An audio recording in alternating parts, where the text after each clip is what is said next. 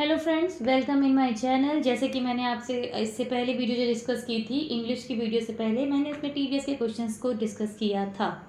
आज मैं जो वीडियो आपके साथ शेयर कर रही हूँ, इसमें टीडीएस के नंबर ऑफ क्वेश्चन में डिस्कस करते हुए, ठीक है, कंप्लीट कर रही हूँ इसको। इसमें से 101% के चांसेस हैं क्वेश्चन आपके आएंगे ही आएंगे, ठीक है। कॉन्सेप्ट को क्लियर रखिए। आप अपने जो भी आपने इतना पढ़ा है, चाहे आपने मेरी वीडियो से पढ़ा हो, चाहे आपने सेल्फ स्टडी की हो, चाहे आपने जैसे भी इसको अपनी स्टडी को कंप्लीट किया हो, आपको अपने कॉन्सेप्ट्स को क्लियर करना है। कॉन्सेप्ट्स में कोई भी दिक्कत नहीं होनी चाहिए। तो हम चलते हैं अपनी वीडियो में आगे, ठीक है। Let's start with the question number 1। In respect of contract payment, when is tax to be deducted at source from the payment made to the contractor। कह रहे हैं कि अगर हम कॉन्ट्रैक्ट को पेमेंट करते हैं तो टीडीएस कब डिडक्ट होगा, उस पेमेंट को करते समय कब हम डिडक्ट करेंगे। ऑप्शन देखते हैं, ठीक है। ये है आपके ऑप्शन कि at the time of credit of sum to the account of the contractor, at the time of the payment of the sum in cash or by issuance of a cheque or a draft or by any other mode, at the time of the credit of the sum to the account of the contractor or at the time of the payment thereof in the cash or by issuance of the cheque or draft or by any other mode, and last one whichever is earlier, and last option is any time as per the choice of the payer, ठीक है। तो अगर आपको इसका सही answer आता है तो आप अपने दिमाग में इसको आंसर को ध्यान में रख लीजिए कि हाँ ऑप्शन ए है, बी है, सी है, डी है कि कौन सा है, ठीक है। मैं दिखाती हूँ इसका आंसर क्या है। सी, option number C is the correct answer। At the time of the credit of sum to the account of the contractor or at the time of the payment thereof in the cash or by issuance of a check or draft or by any other mode whichever is earlier। बढ़ते हैं हम अपने next question पे। Tax at source will be deducted on payment by way of issuance commission if the amount exceeds. कह रहे हैं कि इस इंश्योरेंस कमीशन पे, ठीक है, कब कौन सी वो लिमिट है कि वो जब एक्सीड करेगी कमीशन की तो हम टीडीएस चार्ज करेंगे। ऑप्शन पे आते हैं, सॉरी ऑप्शन आंसर दिखा दिया मैंने। करेक्ट आंसर 10,000, 15,000, 5,000 कि 30,000। तो करेक्ट आंसर है 15,000। आगे बढ़ते हैं नेक्स्ट क्वेश्चन पे। As per 194I in respect of rent of which of to be deducted at 10% from the amount of rent। आते हैं ऑप्शन पे, लैंड, फर्नीचर और फिटिंग्स, बिल्डिंग्स या ऑल ऑफ द अबव। बढ़ते हैं अपने करेक्ट आंसर पे, D, all of the above. बढ़ते हैं अपने नेक्स्ट क्वेश्चन पे। In respect of rental payments other than under section 194IB, the deductor is liable of issuance form 16A of which basis, on which basis। तो option है हमारे पास quarterly, monthly, annually या none.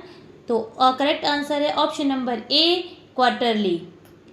बढ़ते हैं next question पे। In respect of transfer of immovable property which of the following form number is use to issue TDS certificate. Immovable property के time पे ट्रांसफ़र करते हैं, इमूवेबल प्रॉपर्टी को transfer हो रही है तो कौन सा form as a TDS certificate issue होता है। आते हैं ऑप्शन पे, फॉर्म 16, फॉर्म 24Q, 16A या 16B। बढ़ते हैं हम इसके करेक्ट आंसर पे, option number D, form 16B। Next question. In respect of contract payment at which rate tax to be deducted if the payee is an individual और HUF। अगर individual और HUF है तो उसमें जो कॉन्ट्रैक्ट पेमेंट जो हम कर रहे हैं तो कौन से रेट से टीडीएस लगेगा, कौन से रेट से हम टीडीएस डिडक्ट करेंगे। तो आते हैं इससे करेक्ट ऑप्शन पे, 1%, 2% or as per the choice of the payer, sorry A or B of the choice of the payer या A or B at the choice of the assessing officer. तो इसका correct answer किसी ने guess कर लिया तो answer दिखाती हूँ मैं इसका, क्या करेक्ट आंसर है। At the rate of 1%। Contract payment में इंडिविजुअल एचयूएफ में कितना लगता है, 1% लगता है। और इनके अदर भी कितना परसेंट लगता है, इसको भी नोट कर लीजिएगा आप, ठीक है, कि इनके अदर जो होता है, अगर इंडिविजुअल एचयूएफ नहीं है तो कितना परसेंटेज लगेगा। मैंने उसमें बताया था, रूल्स में मैंने लिखवा रखा है। What is the TDS rate of applicable on the payment of legal and professional charges under section 94J of the Income Tax Act for assessment year 22-23 कह रहे हैं कि कौन सा TDS रेट अप्लीकेबल होगा for the payment of legal and professional charges में under 194J में। तो आते हैं ऑप्शन पे, 10, 20, 7.5% की 5%। सोच लिया आप लोगों ने। बढ़ते हैं इसके करेक्ट आंसर पे। Option number A is the correct answer, 10% हम चार्ज करेंगे। आगे बढ़ते हैं। What is the rate of TDS deduction on interest income from bank. Interest income पे कितना टीडीएस लगता है, ये बेसिकली पता होना चाहिए। आते हैं ऑप्शन पे, 10%, 15%, 20% की 30%। आते हैं इसके करेक्ट आंसर पे। Option number B is the correct answer, 15%।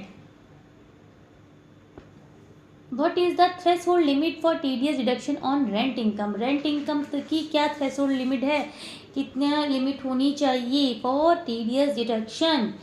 तो आते हैं इसके करेक्ट ऑप्शंस पे, नहीं सॉरी, इसके पहले ऑप्शंस पे आते हैं। 10,000 per month, 15,000 per month, 20,000 per month कि 50,000 रुपये पर मंथ। तो कितनी लिमिट होनी चाहिए, चले जाए इसके करेक्ट आंसर पे। तो इसका करेक्ट आंसर है option number D, 50,000 per month. What is the rate of TDS deduction on rent income. Rent income पे टीडीएस कितना परसेंट लगता है। आते हैं ऑप्शंस पे, 5% लगता है, 10% लगता है, 15 की 20%। टीडीएस कितना लगता है रेंट इनकम पे। जितने लोगों ने अपनी प्रॉपर्टी को रेंटल इनकम पे कर रखा होगा, अगर वो टीडीएस चार्ज करते होंगे तो उन्होंने तो अभी तक आंसर गैस कर लिया होगा। लेकिन जिन्हें नहीं पता है, ठीक है, जिनके पास रेंटल इनकम नहीं है, तो उनके लिए और सभी के लिए ये नॉलेज होनी चाहिए कि रेंटल इनकम पे कितना टीडीएस लगता है। तो करेक्ट ऑप्शन है 5% for the rent paid to an individual और एचयूएफ, और 10% rent paid to any other person. ठीक है, एनी अदर पर्सन आपको पता है कि पर्सन्स की कैटेगरी में कौन कौन आते हैं। ठीक है, पर्सन की कैटेगरी में नहीं बताऊंगी, पहले बता चुकी हूँ। ठीक है,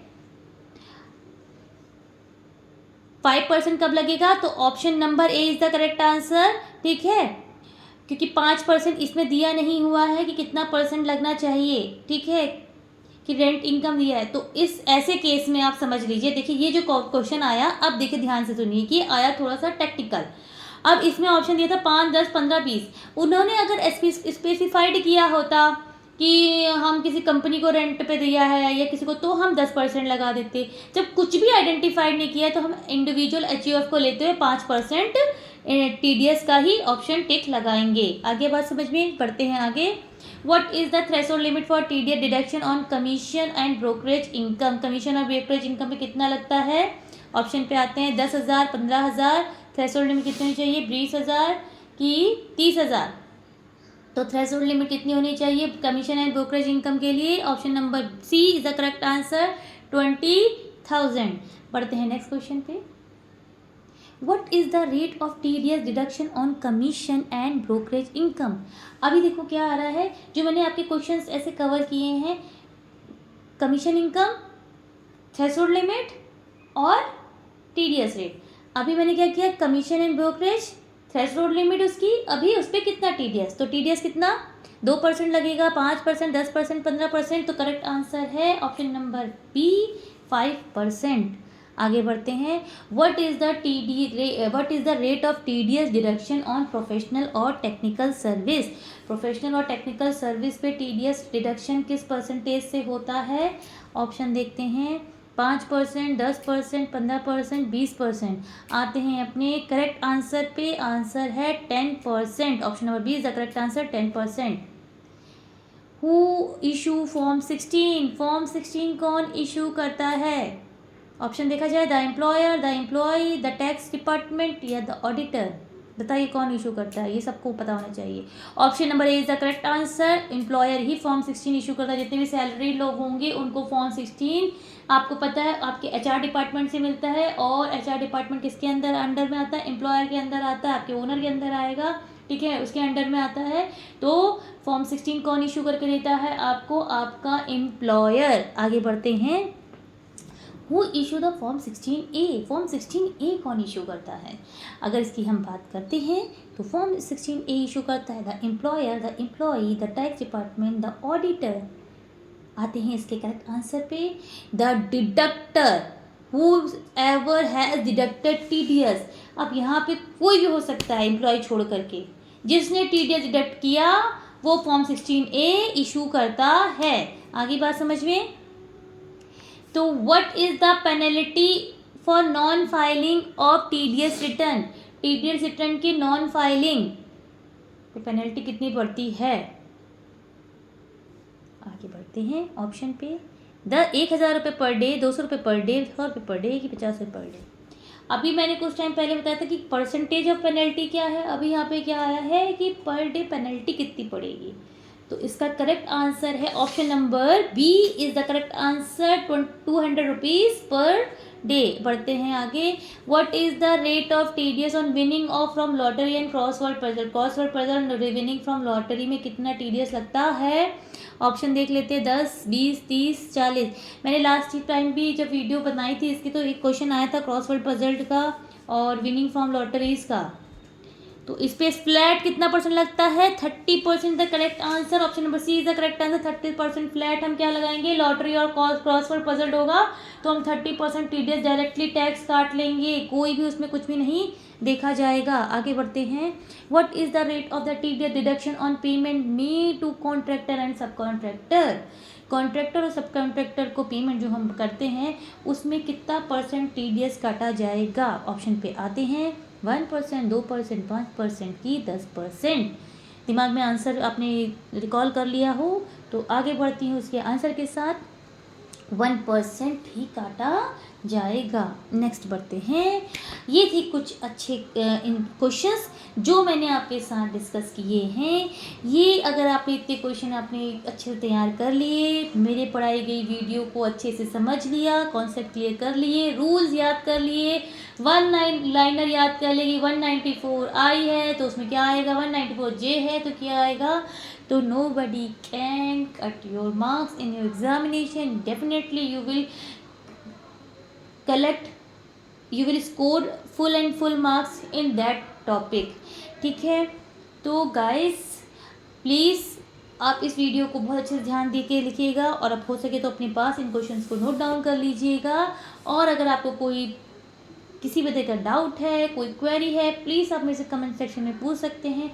और अगर आपको मेरा वीडियो अच्छा लग रहा है तो इसी तरह मेरे वीडियो को इंकरेज करिए, ठीक है, आगे अच्छे से पढ़िए, मेरे चैनल को लाइक करें, शेयर करें एंड सब्सक्राइब करें, एंड हो सके तो काफ़ी लोगों को शेयर भी करें। Bye bye.